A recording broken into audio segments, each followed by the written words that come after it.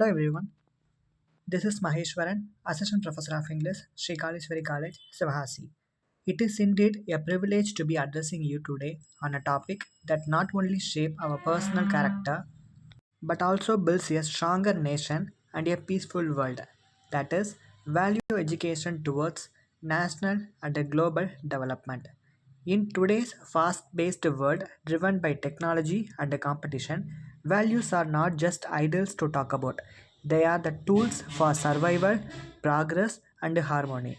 So let's today we will explore how education in values plays a pivotal role in shaping individuals and nations and how these values are essential for both national integrity and global peace. So let's begin by understanding what actually value education means. So value education it is the process of teaching and learning moral principles, ethical conduct, and human values such as compassion, respect, honesty, tolerance, and responsibility. It aims at nurturing individuals who are not just intellectually equipped but also morally strong, emotionally stable, and socially responsible. So, why it is important today? Because while academic qualifications may land you a job, values help you keep it, grow in it, and earn respect. And more importantly, values guide our behavior and decision making and the way we treat others, be it a family, friends, co workers, or strangers. So, the goal of this session is to introduce and reflect on the core national and international values that form the bedrock of a healthy society, and also to help us recognize the importance of values in our personal and professional lives. And it is also to highlight the roles of values in national integration and international understanding. And by the end of this video, I hope you will not just understand these values better, but also inspired to practice and promote them in your daily life.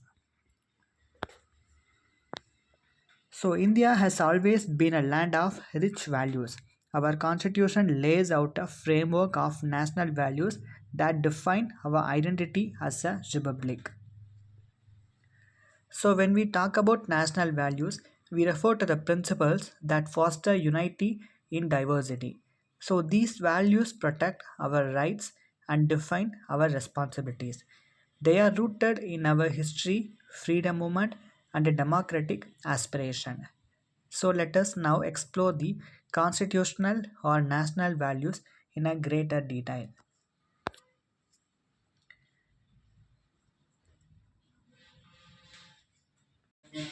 The preamble of the Indian Constitution presents the fundamental values that our country stands on. So, the first one is democracy. It is the right of every citizen to participate in decision making, to vote, and to voice opinions freely. So, democracy empowers people and promotes equality. And the next one is socialism. So it ensures that resources are distributed fairly and not concentrated in the hands of very few. So this idea is to reduce the gap between the rich and the poor. So the next one is secularism. So India is a home to people of all faith, and it means respecting all religions equally. So it promotes religious harmony and tolerance. So the next one is equality. So regardless of caste, gender, religion or background, every Indian he has the right to equal treatment under the law. And another one is justice. So legal, social and economic justice it is essential to a peaceful society. Every individual deserves fairness and equal opportunities. And the next one is liberty and freedom. So the freedom of thought, expression, belief, and association is guaranteed to all. But liberty must be exercised with our responsibility. So the last one is fraternity. This is about promoting a sense of brotherhood among all Indians. Unity cannot exist without a strong sense of fraternity. So these national values guide not only government policies but also how we as a citizens live our lives. So next we move to social values, the principles that govern our interaction with the society. So the first one is pity. So pity means feeling compassion for those who are suffering. It is actually not a weakness, but it is a humanity. The next one, probity, it refers to integrity, especially in public life. Today, we need public servants and citizens who are honest and transparent. And the next one is self control. So, in a world driven by impulses and distraction, self control is very much essential. Whether it is in a speech, emotion, or actions, discipline only builds a character. And the next one is universal brotherhood. This is about seeing every human being as a part of one global family. So it transcends borders, races, and also religions. So these social values enable us to create a society that is caring, inclusive, and also peaceful. So, in your journey as a students or future professionals, only the professional values are your ethical compass. So, thirst for knowledge. Never stop planning. This hunger to know will help you more grow personally and professionally. And then comes sincerity. Always be truthful in your work. Don't just do things for the sake of formality. Do them with honesty and passion. And the next one is punctuality and regularity. Always respect time. Arriving on time and being consistent speak value about your attitude. And the next one is faith. So always have a faith in your profession, in the value of hard work and in the process will take you so far.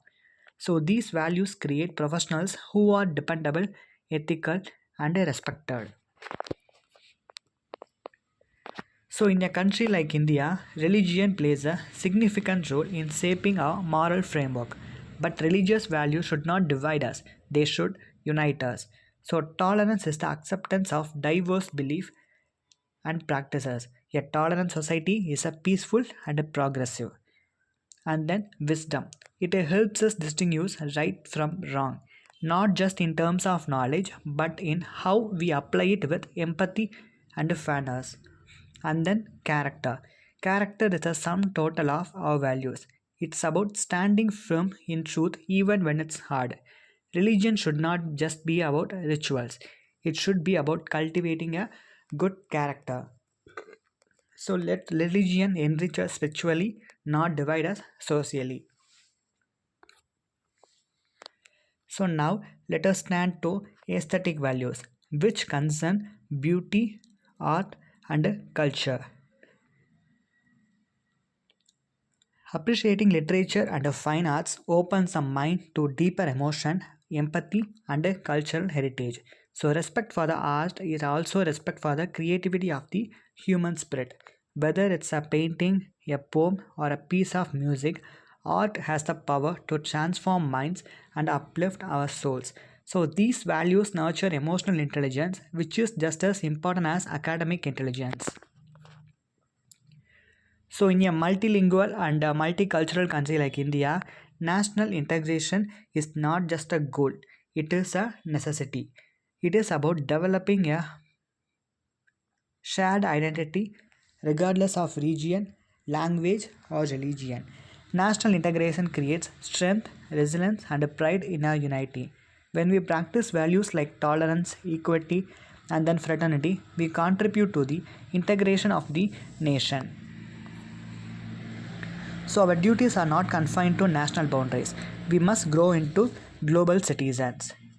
So global understanding means being aware of international issues like climate change, human rights, and peace. In today's interconnected world, an act in one country can impact another. So we must promote shared human values that protect the planet and also our people. So yes, you youth people only the torch bearers of a value education. So learn values not just from a books, but also from the observation and the reflections and also from your mentors. and practice them in your classroom, home, and also with your people. So be the role model to your peers. Inspire others to be ethical, kind, and just. Remember, youth have always been at the forefront of the change. With the strong values, you can reshape the future. So, education is the most powerful tool for spreading values.